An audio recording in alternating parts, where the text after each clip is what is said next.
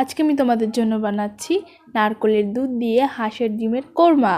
তো চলো দেখে নেওয়া যাক। দেখো, প্রথমে আমি ডিমটা ভেজে নিয়েছিলাম। এবার আমি তেলের মধ্যে জিরে, শুকনো লঙ্কা, তেজপাতা দিয়ে তারপর আমি একে একে মশলাগুলো দিয়ে দিয়েছি। আমি এখানে পেঁয়াজ, আদা আর রসুন বেটে নিয়েছি। এখানে আমি 2 চামচ পেঁয়াজ বাটা, 1 চামচ রসুন বাটা এবং 1 চামচ আদা বাটা দিয়েছি। মশলার মধ্যে একটু লবণ, হলুদ দিয়ে ভালো করে মশলাটা নাড়িয়ে নিচ্ছি।